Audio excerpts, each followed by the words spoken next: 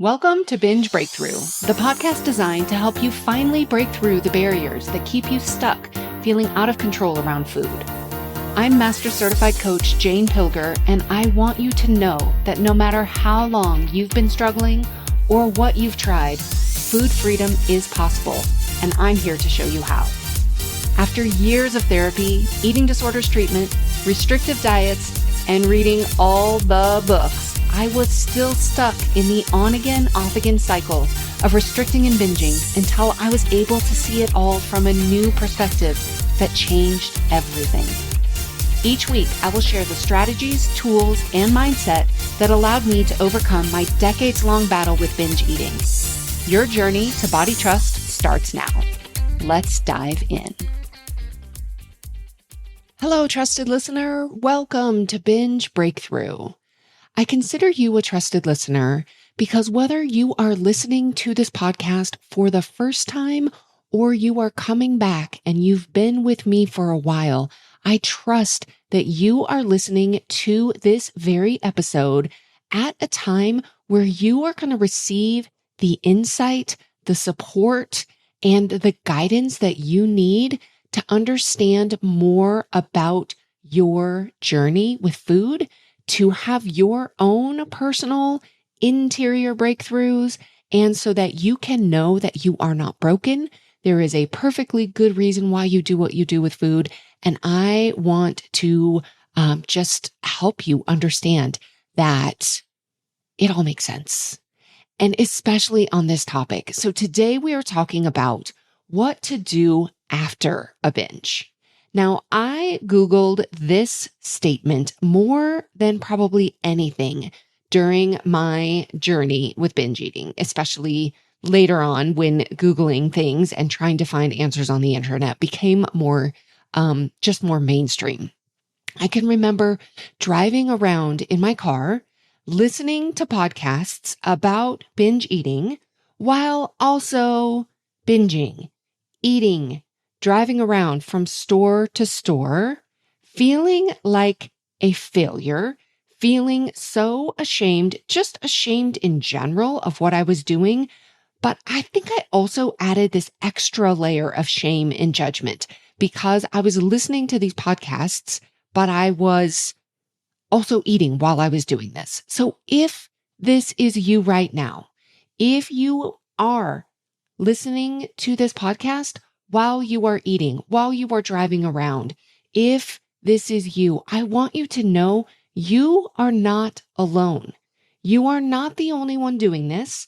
There is nothing wrong with you. And the sooner you can put the steps that I'm going to share with you in this episode into action, the more you will be able to learn from this experience, to find the treasure in it, and to begin to change this pattern for the next time.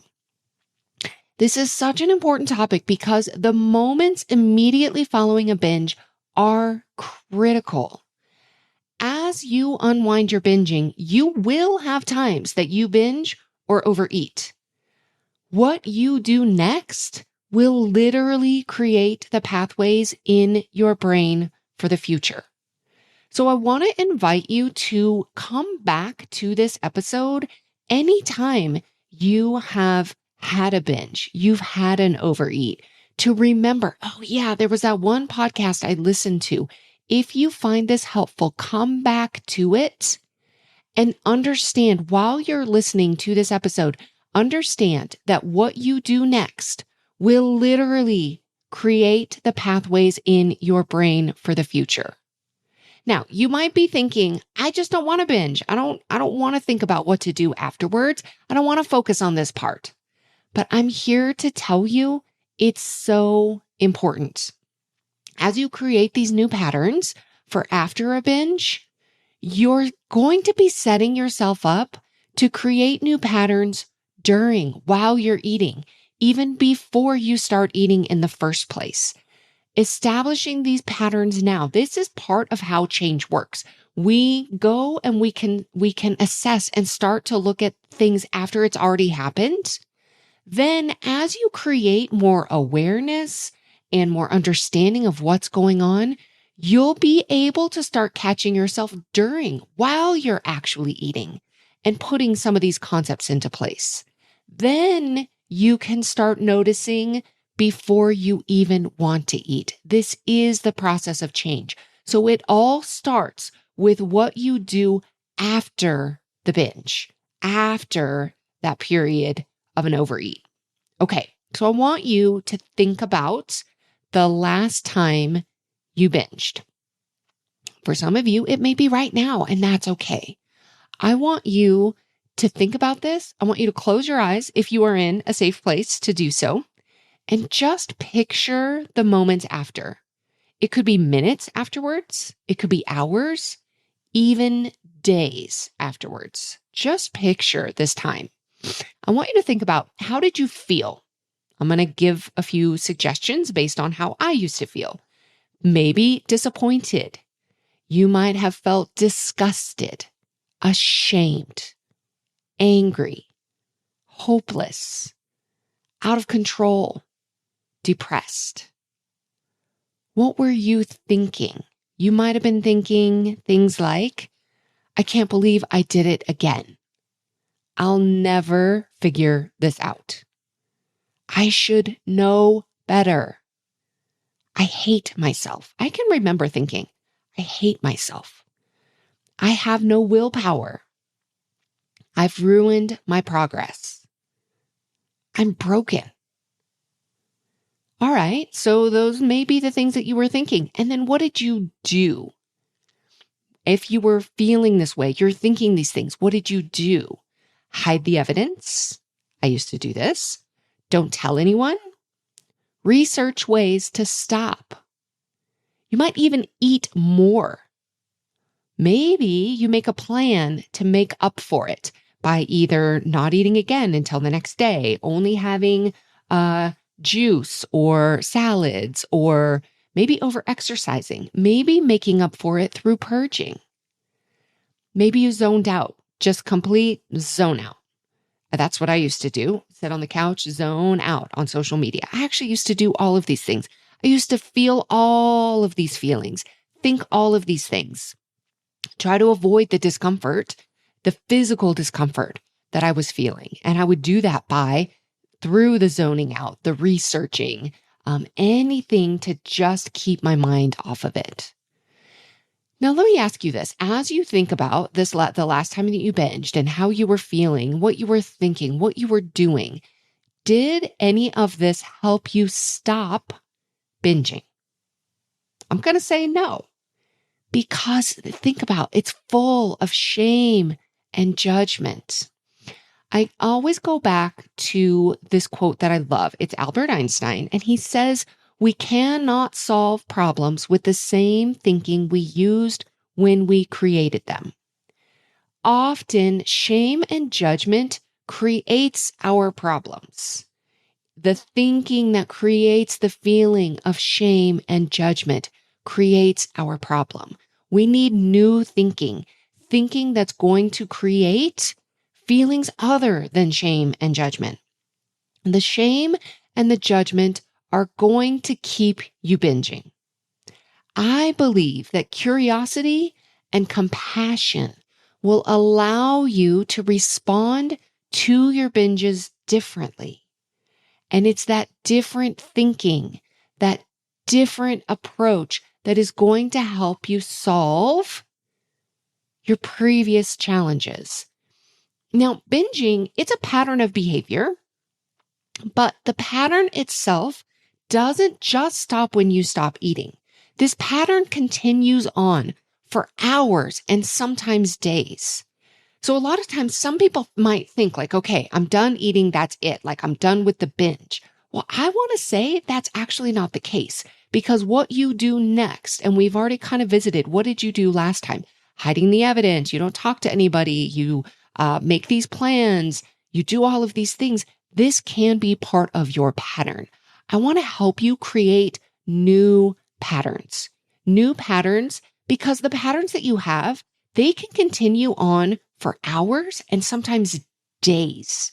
Think about when you binge, how long is it until you feel like you're kind of both physically and emotionally back to what you might consider more, just more connected, more kind of yourself. For some people, it can be days. Some people don't ever get out of that pattern. They stay in that cycle of shame and judgment where you stay in it the entire time. So I want, with this episode, to help you create new patterns. These new patterns can start after the binge. Okay, so we're going to dive in what to do after a binge. We're going to create new patterns here with 5 key steps. Step number 1 is to decide that you are done eating. Now, I call this closing the loop.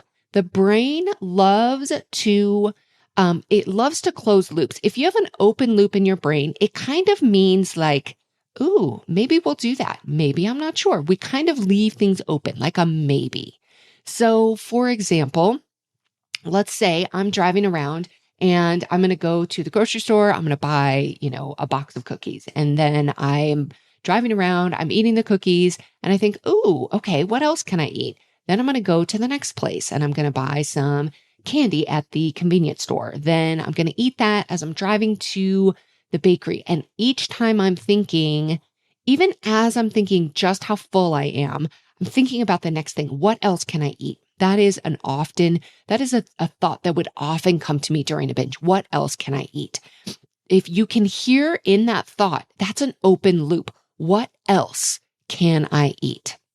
It's an open loop. It puts the brain to work on what else? What else is there? What other food can I go get? Can I consume? When you decide that you are done, you close the loop. You basically tell your brain, I'm done eating. I'm not going to eat anymore. I'm done eating. Now, I know this sounds very straightforward, but there really is power in this. If you are in a position where you do have somebody in your life that you do talk to about these things, it can be incredibly powerful for you to let that person know. Not so that they can hold you accountable or not so that they can make sure that you actually didn't eat. I know for me, it was helpful because I said it out loud.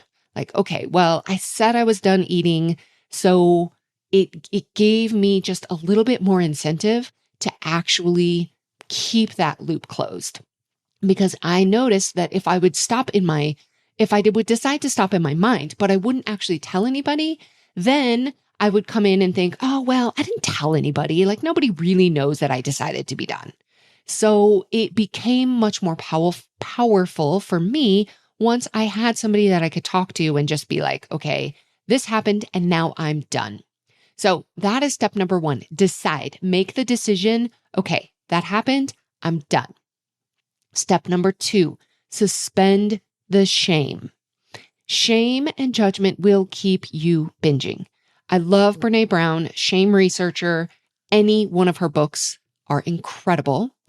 She has a quote that I love. If you put shame in a petri dish, it needs 3 ingredients to grow exponentially: secrecy, silence, and judgment.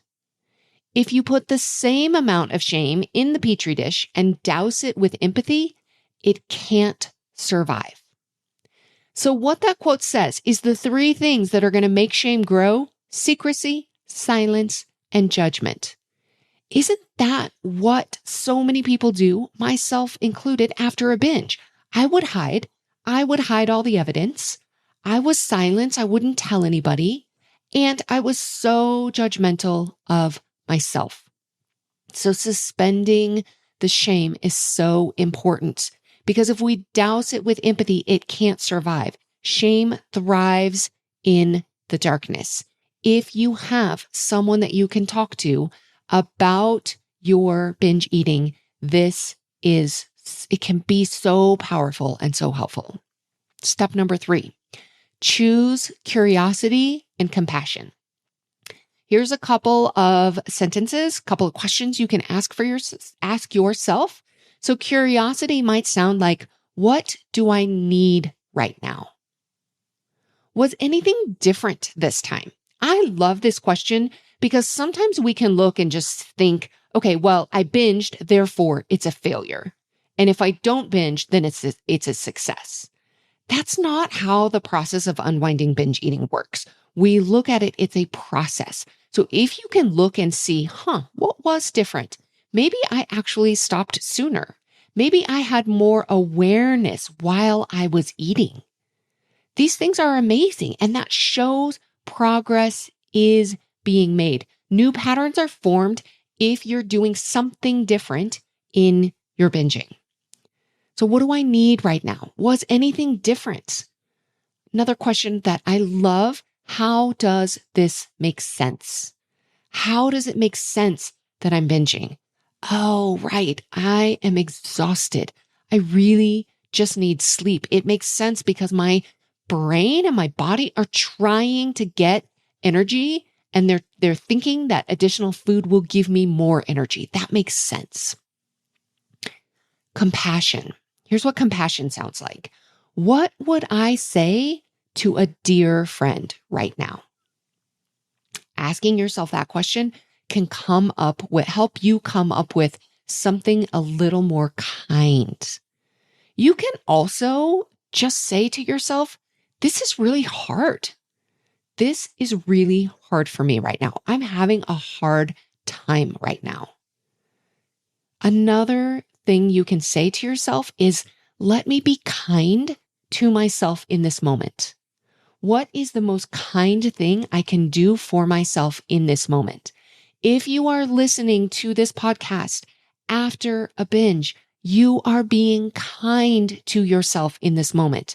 You may not be able to come up with those kind, curious, and compassionate words, but if you can find someplace else to bring them in, that's amazing. And you can do that with this podcast, with this episode. You can come back. Let me be kind to you in this moment while you are in the process of learning how to be kind with yourself, how to get curious with yourself. Okay, that's step number 3. Step number 4 is to learn the lesson. I believe there is treasure in every single binge. Here are questions you can ask to find the treasure. What can I learn from this? What does this have to teach me? Where do I still have opportunities to grow? This is such a great one because you can think where I still have opportunities to grow. Oh, I have opportunities to grow in waiting, maybe giving myself a little bit more time before I start eating in the first place. I have opportunities to grow in maybe finding that place where if I've already started eating, maybe stopping a little bit sooner. Where are there opportunities? It can also kind of help you set yourself up and set your mind up for where you can work on those opportunities the next time.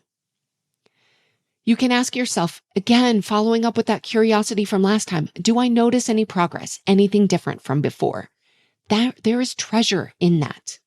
Now, I want to tell you, are not going to be able to find the treasure if there is shame and judgment. Shame and judgment will prevent you from even opening up the treasure box. You will not be willing or able to learn, to get curious, to get compassionate. This is why we have to initially suspend the shame, suspend the judgment, choose curiosity and compassion. Learn the lesson. Step number 5, put it into practice. Whatever you learned in step number 4, you apply to the next time. I love the statement that the definition of wisdom, that wisdom is knowledge applied. You are getting knowledge from this podcast right now, especially if you are listening for the first time. If you are just listening right now, you're not really putting it into place in terms of it's not right after a binge. You're just gaining some knowledge. Wisdom is if you are listening to this after a binge, you are applying some knowledge. Just listening to this podcast after a binge can help you choose curiosity and compassion. All right, I'm going to learn from this. I may not have compassion for myself right now, but I know somebody who does. I'm going to learn from this. I'm going to put that episode on. That is wisdom. It's putting knowledge into practice. You can think about, okay, next time, what will I do differently next time? That's where you can kind of decide right now. Think about it right now, so then you can put it into practice for the next time. Okay, those are the 5 steps. I want to review them for you one more time. Step number 1, decide you are done eating. Close that loop. Step number 2, suspend the shame. Step number 3, choose curiosity and compassion. Ask yourself some really powerful questions. Step number 4, learn the lesson. Step number 5, put it into practice. All right, if you do any one of these 5 steps, you will notice a difference. Something will shift for you. Do all 5 of these, and you will change your life. If you would like a download of these 5 steps, I've created a very simple 1-page PDF that you can get them so you can have access to them. You can save it onto your phone. If you're not in a place where you can pull this episode up, you can pull up the PDF. Okay, what were those 5 steps again? You can get them at bingebreakthrough.com/after. That's bingebreakthrough.com/after. You will be creating new patterns, new pathways. This is so powerful. This change is a matter of changing the patterns, changing the pathways. This is not a flip of a switch. This will happen over time, but it's so powerful. You can shift. You can shift into curiosity and compassion, shift out of shame and judgment. That is the biggest takeaway that I have for you after a binge. Shift away from shame and judgment into curiosity and compassion. Learn the lesson, put it into practice, change those patterns over time, and you literally will change your life. All right, that's what I have for you today. I will see you next week. Thank you for listening to Binge Breakthrough. You can find the show notes and any resources mentioned at bingebreakthrough.com. If you like this episode, subscribe to have future episodes delivered to you each Wednesday. And remember, your 5-star rating and review will help others discover these life-changing concepts. See you next week.